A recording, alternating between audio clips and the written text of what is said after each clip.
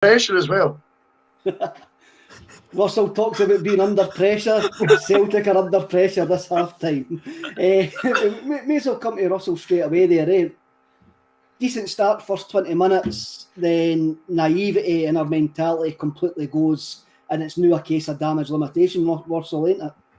100%, Kev. A pictures is 1,000 words, and I was in a sense of shock when I realised it was Montgomery and Ralston at the centre circle, and I'm not usually that sharp, and I genuinely went, I'm taking a photo of that just to maybe put it in the group chat of how ridiculous that is. 30 seconds later, unsurprisingly, we conceded a goal, which wasn't, I didn't predict that or anything that was going to happen, but I just thought, there's a naivety there. And again, Kev, just to go back to what you said at the very beginning there about 20 minutes we look good, that is becoming a narrative.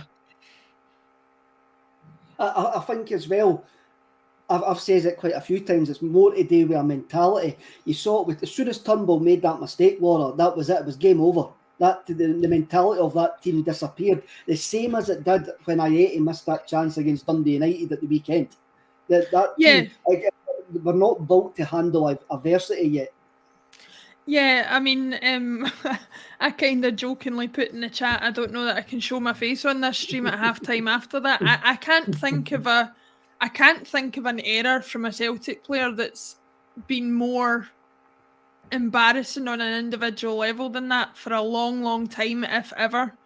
I don't know what he was trying to do, whether he was trying to clear it, whether he was trying to fake as if he was going to clear it, whether he was just trying to pass it. Whatever happened, he got his feet caught under him, fell over, and we all know the rest.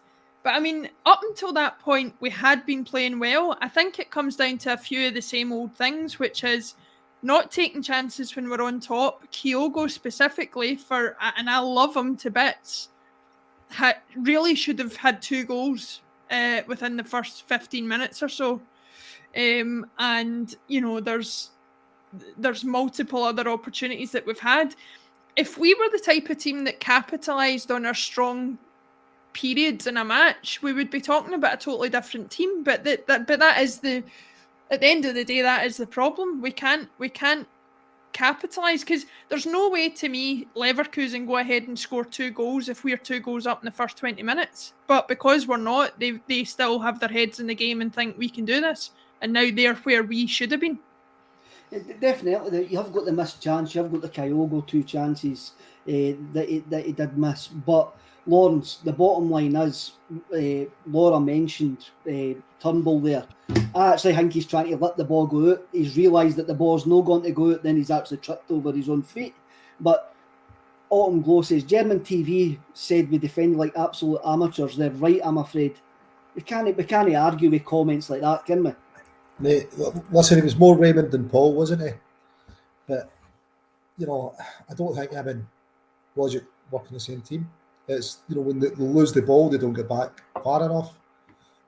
After they did 2 down, where are they? Where is your midfield? You can see Callum running about, you can see him showing for the ball. A couple of times Turnbull going up the left, the ball's played up to him, and he ends up turning back and actually killing the pace of the game. And I'm like, for me, As Lawrence disappeared there. Make a change. We've got 3 players in there and only one of them putting a shift in. It's very disappointing, Russell, when you actually see there's obviously you've got the 2 inverted fullbacks, and you do, even though Tony Ralston's been fantastic for us, he does make an absolute hash for that second goal. But as you say, the positioning seems to be off. One of them seems to be further inside than the other one. It's almost a naivety of the system that Celtic are trying to play. Yeah, I think that's fair. As I say, I mean, both of them are making movements in towards the centre circle. It's your 2 fullbacks. You're playing against top draw opposition today. We all knew that we were up against it today. There's naivety, and then there's just madness. And I think it's fair to say, whilst the opening 20 minutes we looked good, we were still exposed in our end as well. I actually texted Laura and said, this is a game of 2 halves. But I don't mean the standard traditional game of 2 halves. I went, When the ball's in their half, we look all right. We look pretty good. But the ball's in our half, we look so vulnerable. And it was always going to come down, I think, to who blinked first. And David Turnbull blinked first because he was in two minds. And to me, that has cost us a wee bit, because if he just boots that ball out, doesn't think twice, just boots the ball out, we'd have been all right there, and we could have probably sustained what I thought was a game we were managing, albeit it was wide open, it was a bit bonkers. But then come the second goal, what I cannot believe is we've not backed down, we've doubled down, and it's actually ended up going, come on, they were smelling blood a wee bit here, just a wee bit of containment. And I think, would it be fair to say when we concede one, you have a sinking feeling inside you, we'll concede at least two, and the second one might be around the corner. I must admit, Laura, when we scored the first goal after 24-25 minutes, the thought I had to myself was, let's get to half-time just being 1 down and see where the mentality takes us in the second half. Obviously, that's out the window now, so having a look with a positive outlook, if there is any positive outlook, we score the next goal. Do you think we can get back into this? Obviously, the next goal is most important. They score it early doors, that's damned reputation. But if we score it, do you think we can actually trouble them after what we've done in the first 20 minutes? I think the next goal, whatever way it goes, is vital. If Leverkusen come out and score a third against us, pretty much the way we did against Wraith Rovers, if they score a third early in the second half, the game's over. It's done. If we score it, I think you could get especially if we do it in the first 5-10 minutes after the second half begins, we could get the crowd hyped up, get them on our side, and potentially be back in it. My only issue is, if this is how open we're looking when we're already behind, how open are we going to be if we start pushing for goals? We're just going to be totally all over the place. And the thing about, going back to Russell's point about containing it, when we conceded one and always worrying about conceding two is, and I say this is, I'll admit, I loved the idea of Ange coming in, doing things his way, answering to nobody. But if you concede a goal and it's pretty obvious that it's because of the system that you're playing, you have to make changes to make sure the same thing doesn't happen twice. The amount of space that the front three for Leverkusen are getting between the midfield and the defence is absolutely unreal.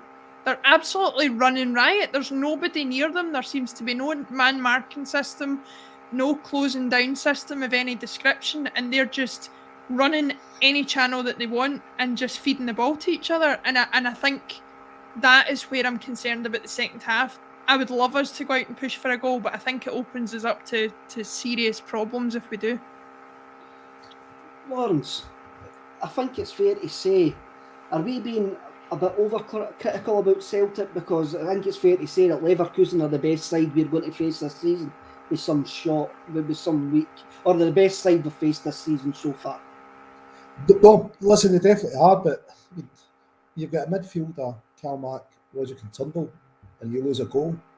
That's not a midfield that can close a game down and hold on to stuff. Callum can close it down. The other two are just passengers at that point. You know, it's, as you said, well, there is a lot of space between the midfield and the defence, because you know what? Two of them are really good at tracking back, so Callum's got a lot of ground to cover here. But we touched on it before the game.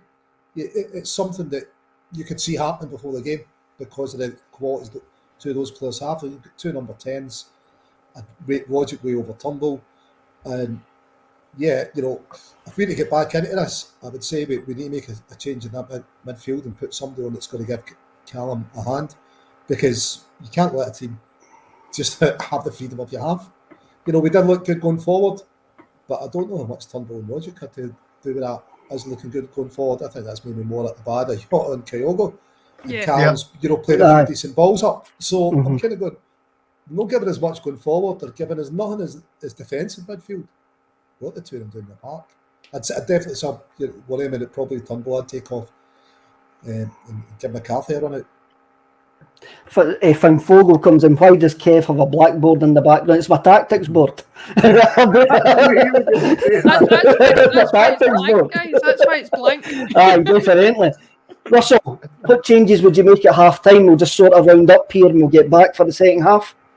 Yeah, I mean, again, for me, I think whilst you want to be positive, like you were saying, maybe get an early goal, I also think now, when you're 2-0 down, the one eye on Sunday now becomes 1.5 eyes on Sunday. You know, you've got to be now thinking, do we really want to be... Because I think that our attacking plays at his best with Kyogo. I think Kyogo proves he makes one heck of a difference to that whole system in the offensive third.